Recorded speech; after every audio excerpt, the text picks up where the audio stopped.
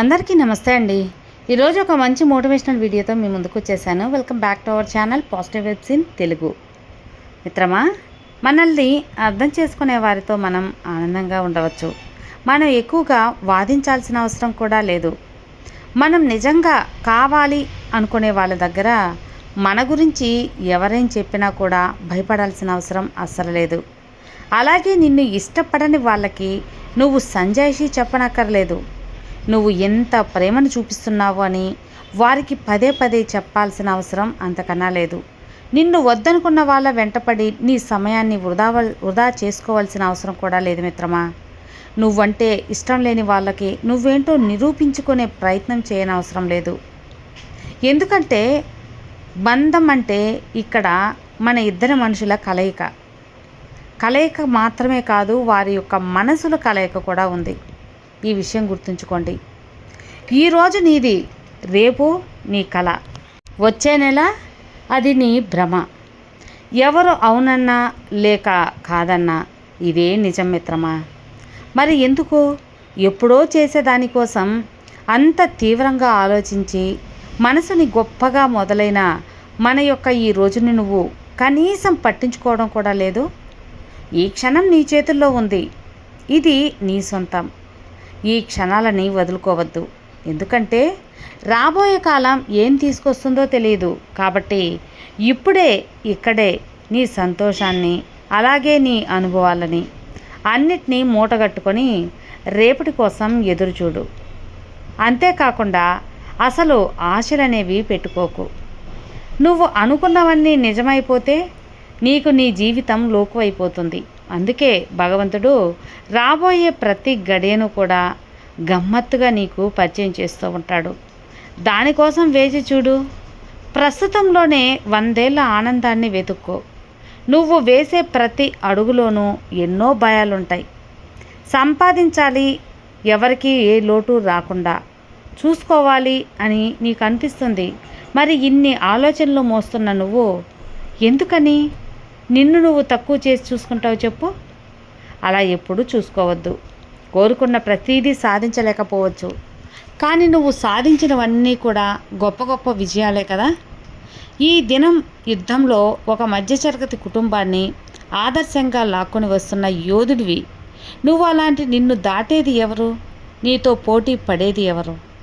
నువ్వు ఒక అడుగు వెనక్కి వేస్తే అది నీ పరిస్థితి వల్ల కావచ్చు, కానీ నువ్వు పోటీకి దూరంగా ఉన్నావు అంటే మాత్రం అది నీకు ఉండే గజిబిజి జీవితం వల్ల కావచ్చు. అంతేకాని నువ్వు ఎందులోనూ తీసిపోలేదు, అలాగే ఎందులోనూ తక్కువ కాలేదు. ఎందుకో తెలుసా? నువ్వు ఒక మధ్యతరగతి మేలిమి బంగారానివి. నిన్ను ఎవరూ చూడలేదని, అలాగే ఎవరూ గమనించటం లేదని నువ్వు అనుకుంటున్నావు. కానీ నిన్ను చూసినట్లు నీకు తెలిస్తే నీ దగ్గర వాళ్ళు లోకమైపోతారని, ఇరుకు సందులో నుంచి నిన్ను చూస్తూనే ఉంటారు అని, నీ తప్పు ఎప్పుడు దొరుకుతుందా అని గోతికాడ నక్కలా కాచుకొని ఉంటారని, నువ్వు చేసే పొరపాటు చూసి కాచుకొని చూస్తూ ఉంటారు. ఎందుకంటే వాడు నీకు ఎదురుపడలేడు, అంత ధైర్యం వాడికి ఉండదు కూడా. అందుకే నిశితంగా నిన్నే చూస్తూ ఉంటారు. ఎప్పుడైతే నువ్వు సహనం కోల్పోయి తప్పు చేస్తావో అప్పుడు నలుగురితో పాటు మూట కలిసిన, అలాగే మాట కలిసి నిన్ను కిందకి లాగాలని సిద్ధంగా ఉంటారు. అలాంటి దిగజారుడు మనుషులకు నువ్వే అవకాశాన్ని ఇస్తే ఎలా మిత్రమా? అందుకే ఎట్టి పరిస్థితుల్లోనూ నువ్వు నీ సహనాన్ని కోల్పోవద్దు. డబ్బు అనేది పనికిరాని వాళ్ళని నీ చుట్టూ జమ చేస్తుంది, కానీ పేదరికం నీ కోసం నిలబడేవాడిని తెలియజేస్తుంది. అవసరం ఎంత నీచానికైనా దిగజారుస్తుంది, కానీ ఆకలి అనేది పిచ్చుకలు తినే ఆ 4 వడ్ల గింజలు కూడా విలువను లెక్కగొడుతుంది. కరువు అనేది అంతకుముందు నువ్వు అనుభవించిన ప్రతి చిన్న సదుపాయానికి ఉన్న విలువ ఎంతో నీకు గుర్తు చేస్తుంది కదా. అన్నీ ఉన్నప్పుడు వాటి యొక్క విలువ నీకు తెలియదు, కానీ ఇవి దొరకదు, దారి చేరవు అనుకున్నప్పుడే మనకు సరిగ్గా వాటి విలువ తెలుస్తుంది. అవి లేని లోటేంటో అది మనిషి అయినా సరే, వస్తువైనా సరే, ఏదైనా సరే మనకు అందుబాటులో ఉన్నంత వరకే. ఒక్కసారి చేయి జారాక తలుచుకుంటేనే తల్లడిల్లిపోవడం తప్ప మరి ఏమీ చేయలేము కదా. నువ్వు గెలిచిన తర్వాత అదిగో నేను చెప్పాను కదా మావాడు తప్పనిసరిగా సాధిస్తాడని అంటూ మాట కలిపే వాళ్ళు ఎక్కువగా ఉంటారు మిత్రమా. నువ్వు ఎంత కష్టపడుతున్నావో వాళ్ళకి అవసరం లేదు. నువ్వు చివరికి ఏం నిరూపించగలవో అనే దాని మీదే నీ భవిష్యత్ అనేది ఆధారపడి ఉంటుంది, నీ విలువ పెరుగుతుంది. ప్రయత్నించే వాళ్ళు లక్షల్లో ఉంటారు, కష్టపడే వాళ్ళు వేలల్లో ఉంటారు. కానీ వాళ్ళ గురించి ఒక్క మాట కూడా మాట్లాడని ఆ నోర్లు కేవలం గెలిచిన ఒక్కరి గురించి మాత్రమే మాట్లాడుతూ ఉంటాయి. అవునా కాదా? ఇక్కడ కష్టాల గురించి చర్చలు జరగవు. విజయాన్ని మోసుకొచ్చేవాడినే భుజాలపై ఎత్తుకుంటారు. అందుకే నీ కష్టాల గురించి ఎవ్వరికీ చెప్పవద్దు. నిశ్శబ్దంగా పోరాడు. నీ యొక్క విజయమే నీ ప్రపంచానికి నీ కష్టం బోధిస్తుంది, నీ గురించి బోధిస్తుంది. ఒక్కసారిగా మంచు కురిస్తే నమ్మగలవా చెప్పు? అలాగే ఒక్క రాత్రిలో నీ ఇంటి ముందు చెట్లు పెరిగి కాయలు కాస్తే నువ్వు నమ్మగలవా? నమ్మలేవు కదా. మరి నీ చుట్టూ జరిగే వీటిని నువ్వు నమ్మలేనప్పుడు నువ్వు మంచోడివి అంటే ఈ లోకం ఎలా నమ్ముతుంది చెప్పు? అందుకే నెమ్మదిగా పైకెదుగు. నిన్ను ఎవ్వరూ పట్టించుకోలేదని, నీ గుర్తింపు దొరకలేదని, అలాగే నిరాశపడిపోయి ఆకాశాన్ని అందిపుచ్చుకోవాలని అనుకోవద్దు. ఎందుకంటే మిత్రమా, ఆ ఎదుగుదల బహుశా నీ కష్టం వైపై వచ్చిన కూడా దాన్ని ఎవ్వరు కూడా ఒప్పుకోరు. నమ్మకం గురించి పోరాడకుండా, ఫలితాన్ని పట్టుకొని వేలాడకుండా ముందుకు వెళ్ళు. అప్పుడు మనకి రాసిపెట్టి ఉంది అంటే అది మన గడప దాటి ఎప్పటికీ కూడా అలాగే ఇక్కడికి వెళ్ళదు, మన దగ్గరే ఉంటుంది. అంతే కదా.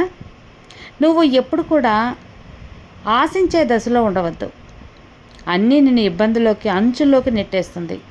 ఒక్కసారి తీసుకోవడం అలవాటైందే అనుకో, సంపాదించుకోవడం మీద ధ్యాస తగ్గిపోతుంది. నీకు ఇచ్చేవాళ్ళు కూడా రేపన్న రోజున నిన్ను చులకనగా చూడక మానరు. అంతే కదా. వాళ్ళ చెప్పు చేతల్లో పట్టుకొని నిన్ను శాసించక మానరు. ఎందుకంటే వాళ్ళకి నువ్వు రుణపడ్డావు కాబట్టి వాళ్ళు నీ దగ్గర ఉండాలనుకుంటారు. నీకంటూ సొంత నిర్ణయాలనేవి ఉండవు కదా. స్వేచ్ఛ అనే మాట నీకు చాలా దూరం అయిపోతుంది. అందుకే సర్ది కూడితేనా సరే నీ యొక్క నిర్ణయాన్ని మాత్రం నువ్వు విలువ ఇచ్చుకున్నప్పుడే నీ బ్రతుక్కి అర్థం ఉంటుంది. ప్రతి యుద్ధానికి కూడా కారణం నువ్వే. సంపదను కోరుకుంటావు, అది దక్కకపోతే బాధపడుతూ కూర్చుంటావు. అన్నీ నీకే కావాలంటావు, దొరకపోతే కృంగిపోతుంటావు. ఎందుకంత నిరుత్సాహం? నీ మనసుతో కాదు మిత్రమా, ప్రతిభతో యుద్ధం చేయి. నీకు కావలసిన ప్రతిదీ కూడా తప్పకుండా దక్కి తీరుతుంది. ఎందుకో తెలుసా? ఎందుకంటే ఇక్కడ మనసుని అర్థం చేసుకునే అంత ఉదార స్వభావం ఉన్నవారు ఎవరూ లేరు కాబట్టి. ఇక్కడ ఉదార స్వభావం ఉన్నవారు చాలా తక్కువ మంది ఉన్నారు, ఎవరూ లేరని చెప్పవచ్చు. అయితే నీ ప్రతిభ కనపడాలి, లేదంటే నీ పతనం కనపడాలి, లేదంటే నీ యొక్క విలువ లెక్క కట్టలేనిదై ఉండాలి. ఇవే నీకు గుర్తు చేసేది, నీ చెంతకొచ్చేవి. అందుకే మిత్రమా, అనవసరపు యుద్ధాలను మొదలుపెట్టి నలిగిపోవద్దు. విలువైన వజ్రంలా నిన్ను నువ్వు చెక్కుకోచాలు. నిన్ను మించిన స్నేహాలు నీ యొక్క ఆర్థిక ఎదుగుదలని నాశనం చేస్తాయి. చివరికి నిన్ను బికారిగా మార్చి నీ స్థాయిని నీ స్నేహితుల ముందు కూడా చేయి చాచే స్థితికి దిగజారుస్తాయి. ఎందుకు వచ్చిన గొప్పలు చెప్పు? ఉంటే కొనాలి, లేదంటే ఉన్న దాంట్లో తినాలి. అలా కాదు, అప్పు చేసైనా సరే ఆడంబరంగా ఉంటాను అంటే అగాధంలోకి వెళ్ళిపోవాల్సిందే.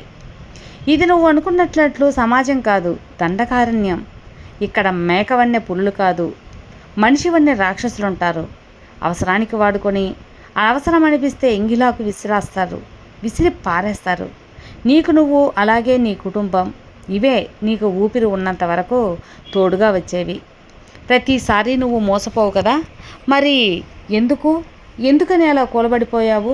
లే మిత్రమా, ఈసారి ఎవరినే నమ్మకు, అలాగనే అందరి మీద కక్ష కట్టకు. జీవితం కదా, ఎప్పుడూ ఒకేలా సాగదు. ఎన్నో ఎదురవుతూ ఉంటాయి, ఎన్నో నేర్పుతూ ఉంటాయి. వాటన్నిటినీ దాటుకొని నీ ముందుకు వెళ్ళడమే కదా ఆట అంటే. గెలుస్తావా లేదా ఓడుతావా అది లెక్కలోకి రాదు. ఆట మధ్యలో ఆగిపోకూడదు, చివరి వరకు ఉండు. నీ యొక్క ఓపికే రేపటి నీ భవిష్యత్తుకు పునాది. నేను మిమ్మల్ని ఒక ప్రశ్న అడగనా? ప్రేమ యొక్క లక్ష్యం ఏంటి? అని యొక్క గమ్యం ఏంటి? వివాహమా? లేక అదే మీ సమాధానం అయితే వివాహం అనేది ప్రేమ యొక్క లక్ష్యం అయితే ఇక అది ఖచ్చితంగా నీ యొక్క భ్రమే అవుతుంది. అందుకే ఈ సమాజంలో మనుషులందరూ మర్చిపోయి తప్పులు చేస్తున్నారు. అందరూ అనుకుంటారు వివాహమే ప్రేమ యొక్క నిజమైన లక్ష్యమని. మీలో ప్రతి ఒక్కరూ కూడా కేవలం ప్రేమను పొందటాన్నే ప్రేమ అని అర్థం చేసుకుంటారు కదా. మీరే చూడండి, ఈ ప్రపంచంలో అతి కొంతమంది అదృష్టవంతులు వారు ప్రేమించే వారిని వివాహం చేసుకుంటారు. అవును కదా. ఇంత కొంతమంది జీవితం ఎలా ఉంటాయంటే వారు ఎంత ప్రాణంగా ప్రేమించినా సరే అలాగే అణువంత కూడా ప్రేమ లేకుండా ఇష్టం లేకుండా వేరొకరి మెడలో దండ వేయాల్సి వస్తుంది. కానీ వారిద్దరికీ కూడా తెలియని విషయం ఏంటి అంటే వారిద్దరు కూడా పొరపాటు చేస్తున్నారని వారు అనుకుంటూ ఉంటారు.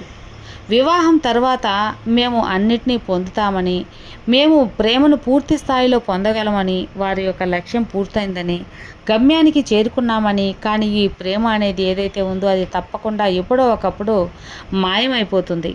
ఇక ప్రేమను పొందలేని వాళ్ళు వారి ప్రేమను దక్కించుకోలేకపోతారు అనే బాధలోనే ఆ ప్రేమని మర్చిపోతారు. అయితే వివాహం ప్రేమ యొక్క గమ్యం కాకపోతే మరి ఏంటి అనే ప్రశ్న వస్తుంది కదా. దానికి సమాధానం మాత్రం అంకితం. 100కు 100% నిస్వార్థమైన అంకిత భావం. తమ పిల్లల కోసం ఒక తల్లికి తన మనసులో ఎలాంటి అంకిత భావం అయితే ఉంటుందో సరిగ్గా, ఎందుకంటే ఆ ప్రేమ అనేది పొందటం కాదు, ప్రేమ అంటే ఇవ్వటం. గుర్తుంచుకోండి, తనలోని తన యొక్క అస్తిత్వాన్ని అలాగే తన ఆత్మకి పూర్తిగా అంకితం ఇవ్వడం.